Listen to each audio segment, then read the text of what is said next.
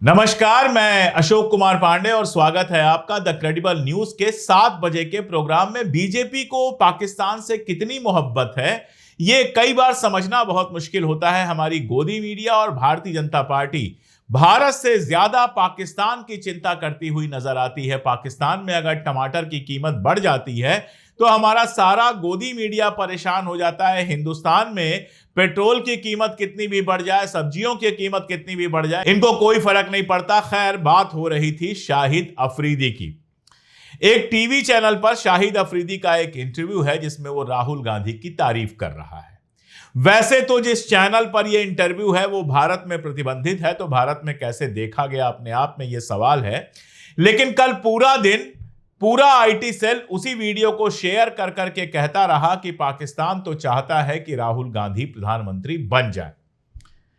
अब ये वही शाहिद अफरीदी है जिसके साथ जय शाह की और अनुराग ठाकुर की मोहब्बत वाली तस्वीरें हम लोग देख चुके हैं। हम बहुत कायदे से देख चुके हैं कि शाहिद अफरीदी के बगल में बैठकर कैसे मुस्कुरा मुस्कुरा के अनुराग ठाकुर बात कर रहे हैं, कैसे मुस्कुरा मुस्कुरा के जय शाह बात कर रहे हैं, ये सब हम देख चुके हैं। तो शाहिद अफरीदी से असल में किसकी दोस्ती है ये बताना कोई मुश्किल काम नहीं है, सब जानते हैं।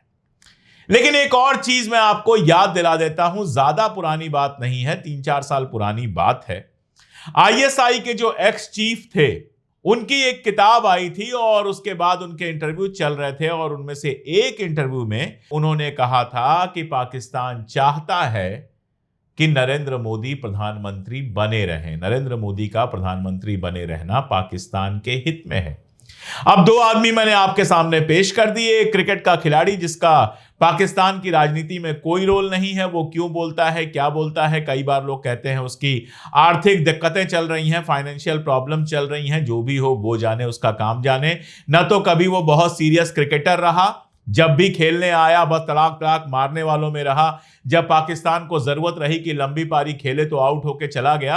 अब उसका शायद नाती या बेटा जो है वो क्रिकेट खेल रहा है। तो एक जो केवल क्रिकेट खिलाड़ी है जिसका पाकिस्तान की राजनीति से कोई लेना देना नहीं, जो अनुराग ठाकुर और जय शाह के बगल में बैठकर मैच देखता है, और दूसरे उस आईएसआई के एक्स चीफ जो पाकिस्तान की सबसे बड़ी जासूसी एजेंसी है, जो सीधे पॉलिटिकल बॉसेज के लिए काम करती है, जो पाकिस्तान की राजनीति में बेहद इंपॉर्टेंट भूमिका निभाती है। उस आईएसआई का एक्स चीफ कहता है कि मोदी जी पाकिस्तान के लिए बेहतर है। आप बताइए किसकी बात को गंभीरता से लेना चाहिए। वैसे भी पाकिस्तान की बात को गंभीरता से हमें क्यों लेना चाहिए, चाहे कोई भी कह रहा हो। राहुल गांधी विदेश गए थे और वहां उनका एक इंटरव्यू था, उसमें उनसे पूछा गया कि आप पाकिस्तान के साथ कैसा रिश्ता चाहते हैं। उन्होंने बहुत साफ साफ कहा कि चाहता तो मैं हर पड़ोसी के साथ अच्छा रिश्ता हूं, लेकिन जब तक पाकिस्तान आतंकवाद को पालता रहेगा, जब तक पाकिस्तान भारत के अंदर आतंकवाद को बढ़ावा देता रहेगा, उसके साथ अच्छा रिश्ता नहीं हो सकता है। यह बात राहुल गांधी खुल के कहते हैं। पाकिस्तान के खिलाफ 4 दिन की आप लड़ाई लड़ते हैं, राहुल गांधी और पूरी कांग्रेस और पूरा देश आपके पीछे खड़ा हो जाता है। सर्वदलीय बैठक होती है, आप नहीं पहुंचते हैं, लेकिन राहुल गांधी और खड़गे साहब हर सर्वदलीय बैठक में पहुंचते हैं। लेकिन उसके बाद भी उनको पाकिस्तान से जोड़ना है जबरदस्ती। आप कहते हैं घुसपैठिए आ रहे हैं, तो उसमें राहुल गांधी चाहते हैं, अरे भैया सरकार आपकी, आर्मी आपकी, बीएसएफ आपकी, राहुल गांधी के पास कितनी ताकत हो गई कि वो पाकिस्तानी घुसपैठियों को या बांग्लादेशी घुसपैठियों को आने देंगे। कुल मिलाजुला के मामला यह है कि बीजेपी के आईटी सेल के पास कुछ भी और कहने के लिए नहीं है। राहुल गांधी के बारे में घटिया प्रचार करने के अलावा दूसरे राहुल गांधी के हाइड्रोजन बम की तारीख धीरे धीरे नजदीक आ रही है। तो कितना भी हैप्पी बर्थडे मनवा लें, आमिर खान, शाहरुख खान, फलाना ढिमकाना, सब लोगों से हैप्पी बर्थडे के वीडियो लगवा लें, लेकिन जब हाइड्रोजन बम फूटेगा, जब चुनाव घोटाले और वोटर लिस्ट घोटाले की कलई खोलेंगे राहुल गांधी, तो फिर एक बार सारी खबरें वोट चोरी की तरफ चली जाएंगी। चिंता यही है आईटी सेल की, इसलिए इस तरह की फालतू की बातें करके मुद्दे को भटकाने की कोशिश कर रहा है। आप बिल्कुल मत भटकिए, आप वोट चोरी पे बिल्कुल निगाह बना के रखिए, क्योंकि वो हमसे आपसे सबसे जुड़ा हुआ मुद्दा है। वैसे आज प्रधानमंत्री का बर्थडे था और इसके अलावा भी कई इंपॉर्टेंट खबरें हैं जिनको लेकर आ रही हैं शालिनी। देखते रहिए पूरा वीडियो। अब वक्त कुछ बड़ी हेडलाइंस का। पटना हाईकोर्ट ने कांग्रेस को दिया आदेश, पीएम मोदी की मां का एआई वाला वीडियो तुरंत सोशल मीडिया से हटाए। सवाल, बीजेपी अपने आपत्तिजनक वीडियो कब हटाएगी? सुप्रीम कोर्ट बोला, पराली जलाने वालों को गिरफ्तार क्यों नहीं किया जा रहा? जुर्माना नाकाफी है, किसानों को जवाबदेह बनाना जरूरी। कर्नाटक में एसबीआई से हुई 21 करोड़ की डकैती, हथियारबंद लुटेरे सेना जैसी वर्दी में आए, स्टाफ को बंधक बनाया, 20 किलो सोना लेकर हुए फरार। केजरीवाल को बंगला मिलने में देरी पर लगी केंद्र को फटकार। दिल्ली हाईकोर्ट बोला, किसे घर मिलेगा सरकार चुन चुन कर तय नहीं कर सकती। चिराग पासवान ने बीजेपी जेडीयू गठबंधन को दी चेतावनी, कहा सब्जी में नमक की तरह हूं मैं, हर निर्वाचन क्षेत्र में 20,000 से 25,000 वोटों को प्रभावित कर सकता हूं। अब वक्त कुछ बड़ी खबरों को परखने का। कांग्रेस ने मोदी की मां का एआई वीडियो हटाया, क्या बीजेपी भी अपनी आपत्तिजनक वीडियो हटाएगी? पटना हाईकोर्ट ने हाल ही में कांग्रेस को एक वीडियो हटाने का निर्देश दिया है, जिसमें प्रधानमंत्री नरेंद्र मोदी और उनकी दिवंगत मां हीराबेन को एआई की मदद से दिखाया गया था। यह वीडियो बिहार कांग्रेस की इकाई द्वारा सोशल मीडिया पर पोस्ट किया गया था, जिसमें उनकी मां को बिहार में मोदी की राजनीति पर सवाल उठाते हुए दिखाया गया था। कांग्रेस ने इस वीडियो का बचाव करते हुए कहा कि इसका उद्देश्य सिर्फ एक मां द्वारा अपने बेटे को सही राह दिखाना था, ना कि किसी अपमान करना। लेकिन कांग्रेस के वीडियो के जवाब में बीजेपी से जुड़े लोगों ने भी एक्स पर एक वीडियो जारी कर दिया, जिसमें सोनिया गांधी और राहुल गांधी को एक बार में जाते हुए दिखाया गया था। इस आपत्तिजनक वीडियो पर जनता ने एक्स पर जबरदस्त विरोध करना शुरू कर दिया। बीजेपी की ओर से इससे पहले भी राहुल गांधी और उनकी मां के खिलाफ बहुत से ऐसे मजाक बनाने वाले वीडियो भी देखे गए हैं, जो कि बीजेपी की तरफ से जारी किए गए, लेकिन कांग्रेस की ओर से उन पर एफआईआर दर्ज नहीं कराई गई। और वहीं सोनिया गांधी और राहुल गांधी के बार वाले वीडियो पर भी कांग्रेस ने कोई आपत्ति नहीं जताई, लेकिन बीजेपी ने कांग्रेस के वीडियो को शर्मनाक बताते हुए दिल्ली में एफआईआर दर्ज कराई और ये मामला तुरंत ही हाई कोर्ट तक पहुंच गया। लेकिन सबसे बड़ी बात गौर करने वाली ये है कि जहां बीजेपी ने इस एआई वीडियो पर तुरंत कानूनी कार्रवाई की, वहीं कांग्रेस की ओर से बीजेपी की तरफ से राहुल गांधी और सोनिया गांधी के खिलाफ बनाए गए आपत्तिजनक वीडियो पर कोई एफआईआर दर्ज नहीं कराई गई थी। बीजेपी के इन वीडियो को लेकर जनता ने सोशल मीडिया पर खूब आपत्ति जताई, लेकिन उन्हें हटाया नहीं गया। और अब सवाल उठता है कि बीजेपी, जो कि कांग्रेस की बहुत से वीडियो पर अपनी आपत्ति जता रही है, वो अपने कांग्रेस पर बनाए गए आपत्तिजनक वीडियो को कब हटाएगी? कई राज्यों में खाद की कमी के चलते किसान क्यों कर रहे हंगामा? मध्य प्रदेश और ओडिशा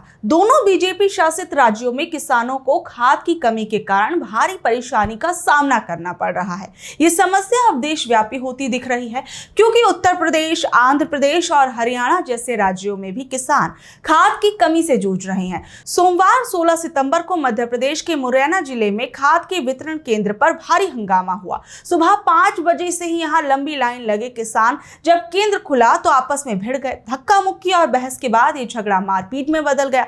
किसानों ने एक दूसरे पर लाठियों से हमला तक कर डाला, जिसमें 3 किसान घायल हो गए।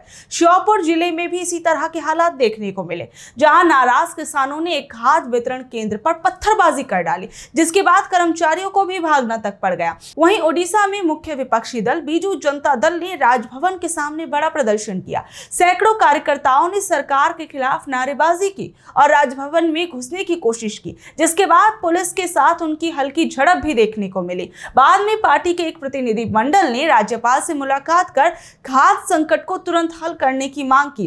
बीजेपी ने आरोप लगाया कि राज्य में खाद की कालाबाजारी हो रही है और सरकार इसे रोकने में नाकाम है। पार्टी नेताओं ने बताया कि 45 किलो की खाद की बोरी, जिसका आधिकारिक दाम 242 रुपए है, उसे ऊंचे दामों पर बेचा जा रहा है। कुल मिलाकर ये दोनों घटनाएं दिखा रही हैं कि देश भर में किसानों को खाद की कमी का सामना करना पड़ रहा है, जिस कारण उनमें गुस्सा और निराशा दिखाई दे रही है। वहीं अब देखा जाएगा कि सरकार इस खाद के संकट से कैसे उबरती है और किस तरीके से किसानों को फायदा पहुंचाती है।